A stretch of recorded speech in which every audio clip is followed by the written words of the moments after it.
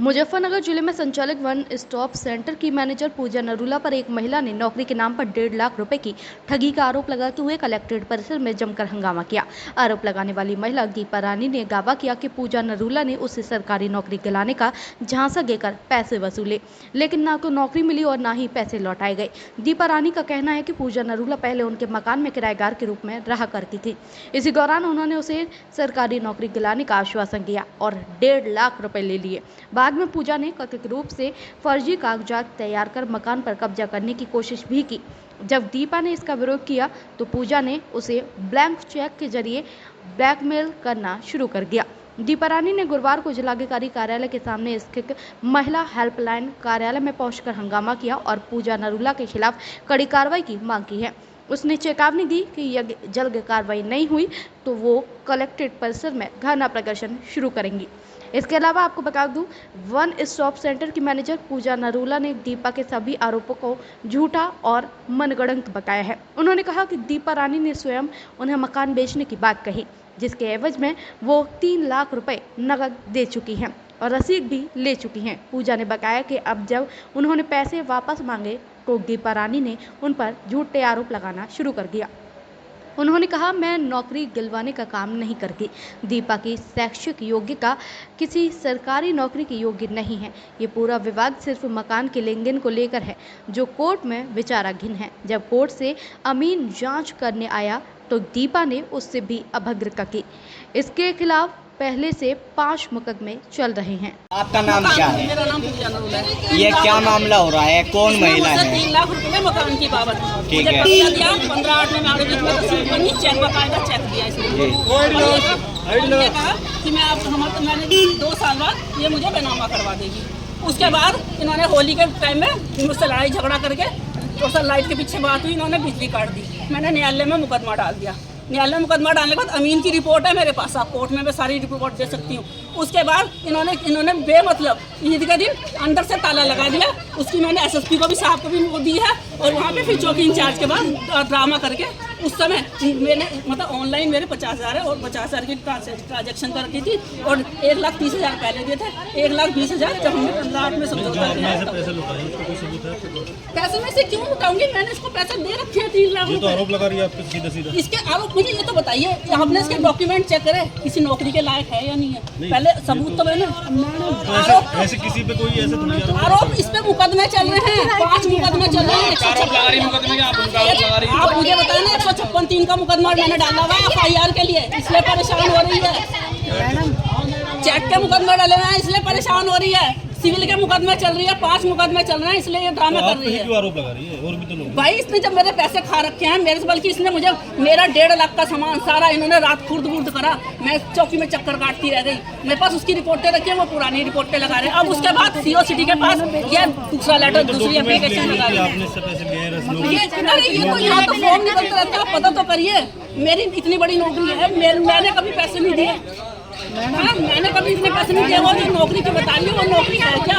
पहले वो देख तो लिया वो नौकरी है क्या। उसके लिए 3 लाख रुपए दिए जा सकते हैं, नहीं दे सकते। पहले आप क्या हुआ यहाँ पे इसने जो हंगामा किया? ये तो जानबूझ के कर रही है क्योंकि इसमें मैंने पैसों को मुकदमा डाल रखे हैं।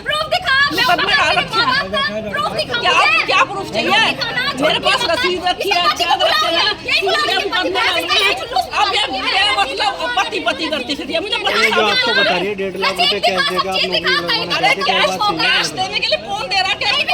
आप ये बताओ जो बंदा प्रधान पैसे लिए और जब देखिए इसने मुझसे 3 लाख रुपए ले। पूजा नरूला। किस पद पे है आप? क्या काम? मैं केंद्र प्रबंधक के पद पे हूँ।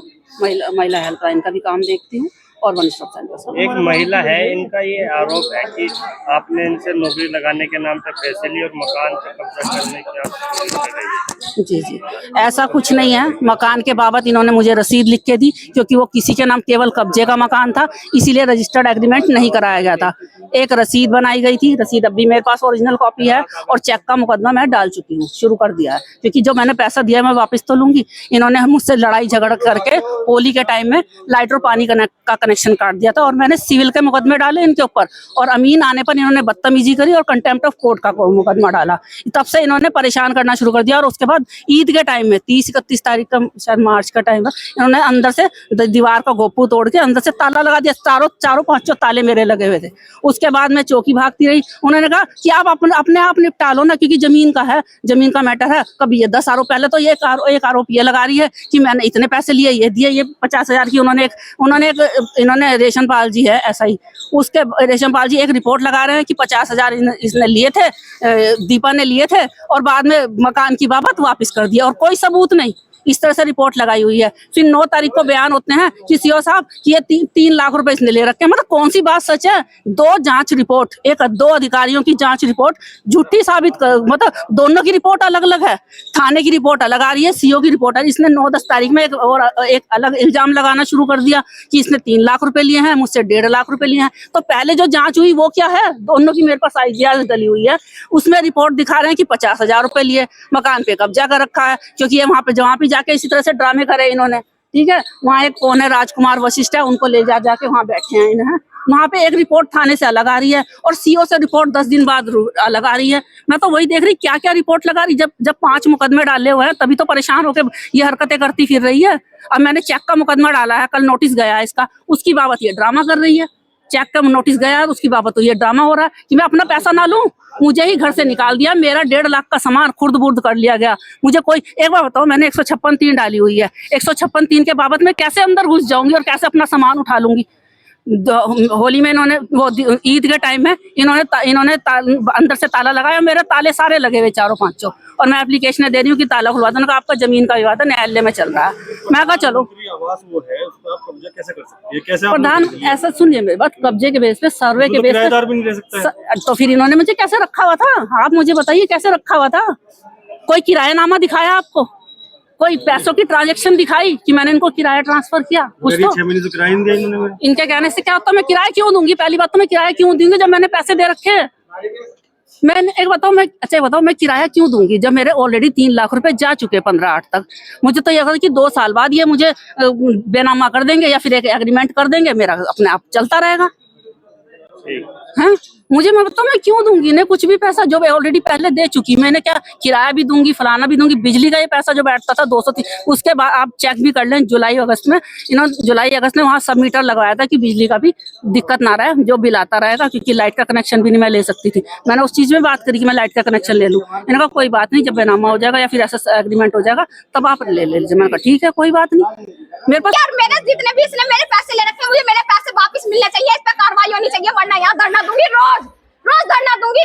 सब जगह एप्लीकेशन डाल रखी, वहाँ सिविल लाइन थाने में चले जाओ, डीएम मोदी योगी जी के पास भी मैंने इसकी एप्लीकेशन डाल रखी, सब जगह डाल रखी, मगर मेरी सुनवाई नहीं हो रही। मैंने यहाँ भी की। ये इतनी चालबाज औरत हो रही है कि मेरे लिए हम गरीबों की कहीं सुनवाई नहीं है क्या? कहीं नहीं है क्या हमारी सुनवाई?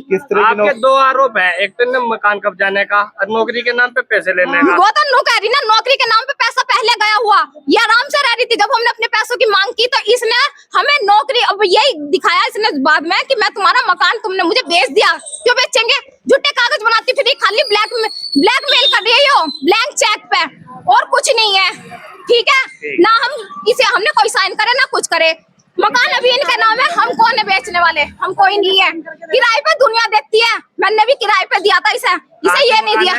गंगारामपुरा, मकान नंबर 145।